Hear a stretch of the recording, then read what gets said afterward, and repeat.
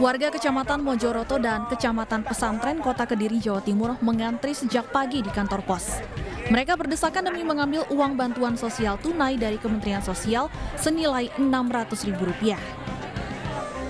Namun warga mengabaikan jaga jarak aman dan tidak sedikit yang tak mengenakan masker.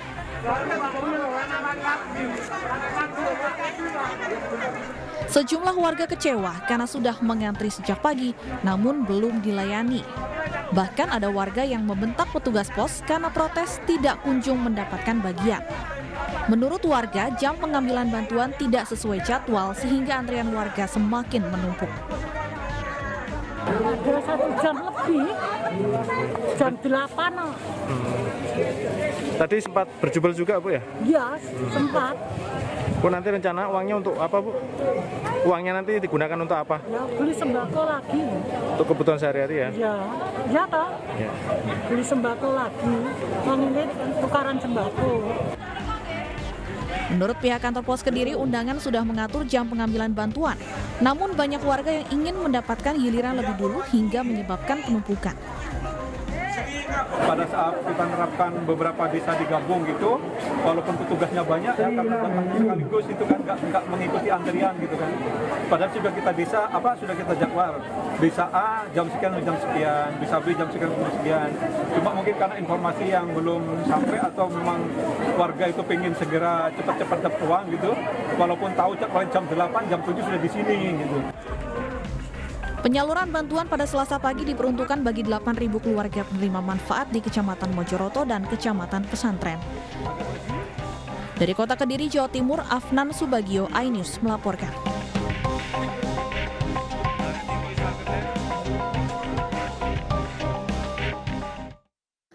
Kelangkaan minyak goreng juga masih terjadi di sejumlah daerah. Di Mamuju, Sulawesi Barat misalnya, ratusan warga berdesakan dengan membawa anak-anak demi membeli minyak goreng.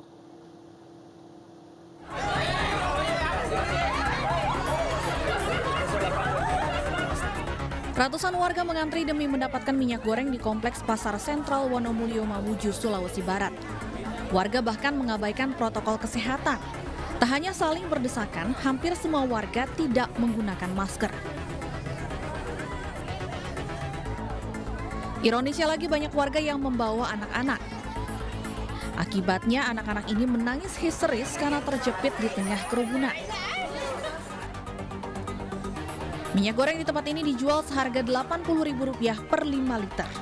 Meski lebih mahal dari harga yang ditetapkan pemerintah, warga tak punya pilihan karena tidak menemukan stok minyak goreng di tempat lain. Sementara pemilik toko menyatakan minyak goreng tidak didapat langsung dari distributor, melainkan sudah berpindah tangan sehingga tidak bisa dijual seharga Rp14.000 per liter. Agak-agak di bawah harganya. Lebih murah harganya. Berapa dibelikan itu? 80. Biasanya berapa? 90. Ini berapa liter ini? 5 liter. Di tempat lain tidak ada? Tidak ada, cuma di sini. Jadi kita berdesak-desakan tadi ambil. Demi minyak murah kita antri. Minyak subsidi, selama subsidi minyak tidak pernah datang, itu yang kendalanya. Jadi masyarakat kasihan itu merasa resah karena dia mau beli minyak, tidak ada minyak. Karena saya mau minta masyarakat semua dapat. Dibatasi Pak, ini pembelian. Saya batasi Pak. Warga berharap pemerintah segera turun tangan untuk mengatasi kelangkaan minyak goreng yang semakin mengkhawatirkan. Dari Polewali Mandar, Sulawesi Barat, Huzair Zainal, iNews melaporkan.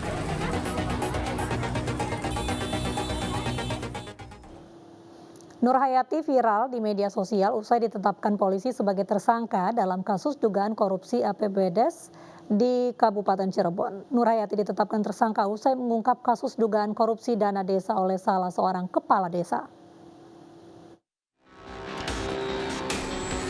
Usai ditetapkan sebagai tersangka oleh polisi, keluarga Nur Hayati meminta agar kasus ibu 2 anak itu segera dicabut.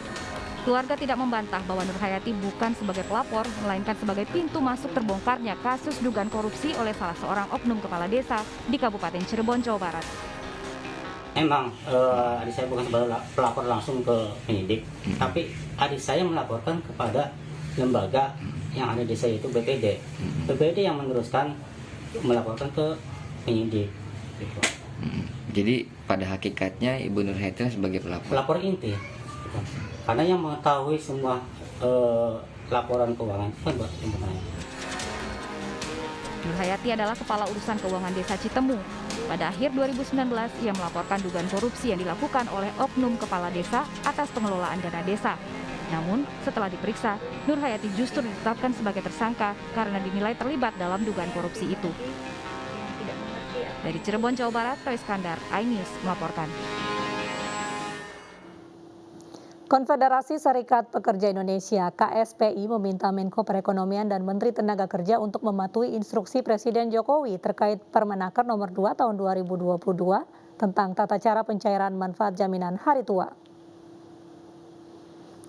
Menurut KSPI, revisi yang diinstruksikan oleh Presiden Jokowi harus diartikan dengan mencabut Permenaker Nomor 2 Tahun 2022. Menakar harus mengembalikan aturan pencairan JHT sebagaimana yang telah ditetapkan dalam Permenaker Nomor 19 Tahun 2015.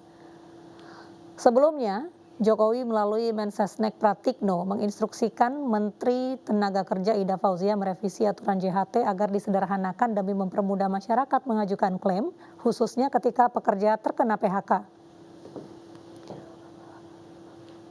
Hormat, Ibu Menteri Tenaga Kerja harus tunduk kepada perintah Presiden, termasuk Menko Perekonomian, yaitu merevisi, dengan kata lain, mencabut Permenaker Nomor 2 Tahun 2022 dan memberlakukan kembali Permenaker Nomor 19 Tahun 2015 yang intinya menyatakan dana JHT milik pekerja buruh dapat langsung dicairkan saat ter-PHK.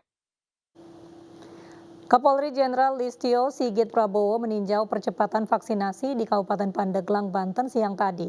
Kapolri mengapresiasi keikutsertaan para ulama dalam program vaksinasi yang dapat memotivasi masyarakat yang masih ragu divaksin.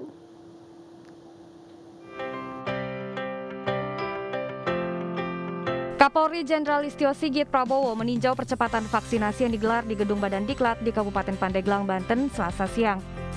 Kapolri mengapresiasi kehadiran dan keikutsertaan para ulama dan tokoh agama dalam program vaksinasi. Tentunya saya ingatkan untuk seluruh stakeholder terkait, varian baru masih tinggi, Omikron, dan kita harus kita hadapi. Dan tentunya perlu soliditas, perlu kekompakan kita semua, kerjasama antara stakeholder dengan masyarakat sehingga target vaksinasi untuk mewujudkan kekebalan imunitas ini betul-betul bisa kita laksanakan. Kapolri mengatakan percepatan vaksinasi saat ini sangat penting karena angka COVID-19 varian Omikron masih tinggi. Seluruh pihak tidak boleh lengah ataupun abai dalam pengendalian pandemi COVID-19. Tim Liputan iNews melaporkan. Pemirsa, digelarnya MotoGP 2022 di sirkuit Mandalika, Lombok Tengah, Nusa Tenggara Barat membuka mata dunia terhadap Indonesia. Tidak hanya menjadi ajang promosi pariwisata, MotoGP 2022 menjadi bukti Indonesia mampu menggelar ajang kelas dunia dengan baik.